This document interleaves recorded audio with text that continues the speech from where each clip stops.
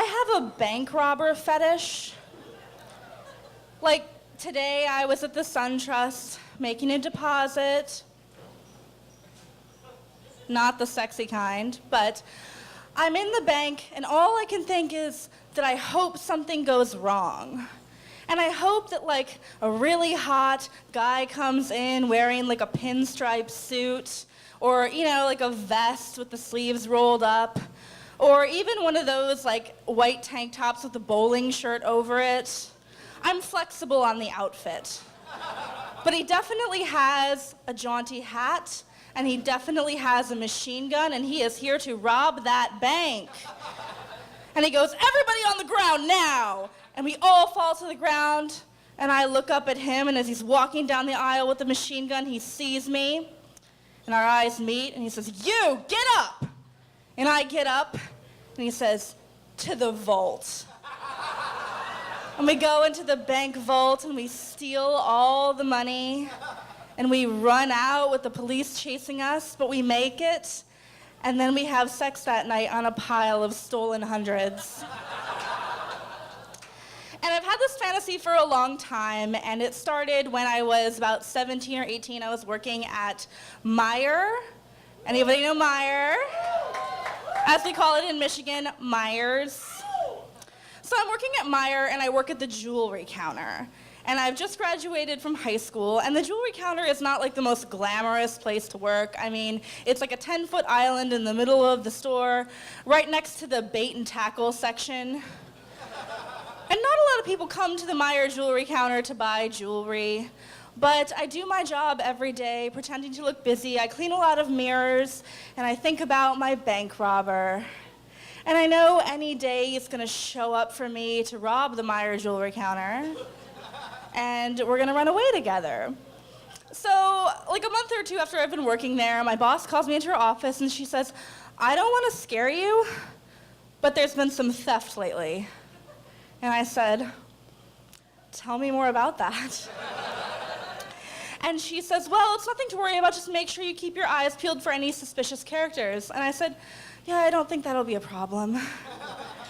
So things go on and I'm not really seeing anything, but one day I'm cleaning the mirrors and this guy walks in and I notice him right away because it's raining outside, but he is wearing sunglasses and a baseball cap backwards.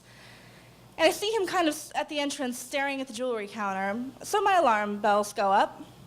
And then I see him a couple minutes later, and he's even closer by the bait and tackle. And then I go about my business, and 5 minutes later, he's standing right in front of me. And he says, "Hey, girl, I need a gold chain." And let me describe him for you, because not only did he have the sunglasses and the backwards hat, he was wearing, you know, the baggy cargo pants, and he had the boxer showing, and he had a giant t-shirt, and on the shirt, on the face, it was like a clock face, but instead of numbers, it had devils in different sexual positions. So like 12 o'clock was missionary, 6 o'clock was doggy style, and it said on the back, "I'm always horny in Cancun." And he says, "Yeah, okay, yo, just give me one of those gold chains. They're like $16.99. Yeah, give me one of those." And I was a little disappointed because you're gonna steal $16.99. Like, come on, I deserve somebody who steals way higher caliber than that. I mean, if you're not gonna pull a heist for me, what are we even doing? And I'm ringing him up at the counter, and I can feel his eyes just going all down my body, past my little name tag that says, "Diane, I can help," all the way to my shoes. And he looks me up and down, and he says, "So, Diane, you got a man?" And any experienced girl knows the answer is, yes, he's a professional wrestler and very jealous. But even though I had just graduated from high school, I had never so much as been on a date, I'd never kissed a boy, I'd never had a boyfriend, because I was so busy thinking about criminals. So I didn't know to say I had a man, so I said, "Oh, no, I don't have a man."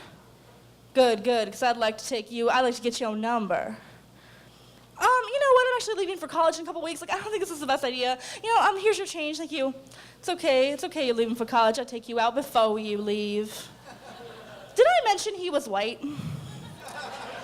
Because this was Michigan in like 2003, and every man between 13 and 30 wanted to be one person. I bet you guys know who it is. Eminem, AKA Slim Shady. this Slim Shady wannabe is like, yo, can I get your number? And I say, no, you know what, just here's your change, thank you, thanks for coming out to Meijer, to the jewelry counter to buy your $16.99 chain. I'm gonna pass. And he says, okay, cool, girl, that's cool, I feel you, I ain't hating, I understand. And he walks away, but then it's like a light bulb goes off over his head. He turns back around, comes back, leans both elbows on the counter and goes, I got a question for you, though. Are you intimidated by my thug appeal? No, I'm not intimidated by your thug appeal. Thanks, have a great day. And he walks away, and I never see him again. And I go to college, but I don't date anyone either because it is surprisingly difficult to find a sexy gentleman criminal at Michigan State University. But a couple years later, I've moved to DC, and I'm at BWI Airport. And I'm walking through the terminal, and I see this guy, and he has a fedora. And it's not just a fedora, it has a playing card stuck in the brim. And it's not any playing card, it's the Jack of Hearts. And he's reading a newspaper, and he's got this cane next to him that at the top has like a serpent. And I just know it contains a concealed weapon. He's got like a fancy briefcase from the 1930s. And he's reading the paper, and I look up, and he looks up at me, and I look at him, and in that moment, I know that I am gonna make this happen.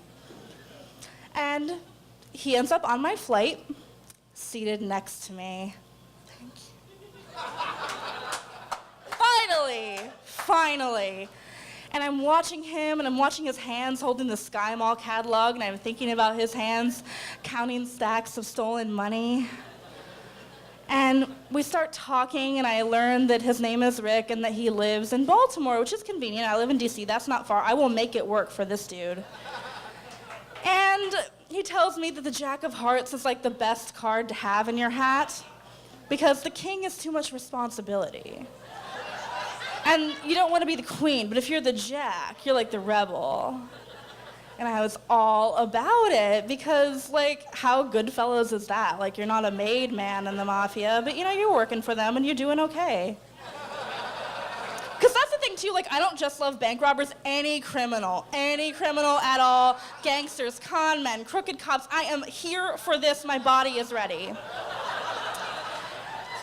So we exchange numbers, and a couple weeks later, we go on our first date, and I'm so excited to go on this date with him because we were gonna go swing dancing, and I don't swing dance, but I told him I did, obviously. He obviously swing dances. And we end up afterward at this little cafe, and he says, do you wanna come back to my place? And I say, can I ask you a question first? And he says, sure. And I say, have you ever been to jail, or do you have any criminal history? And he says, leans in real close, almost touching me, I've been to Disney jail. And I went home with him so fast because Disney jail is still jail.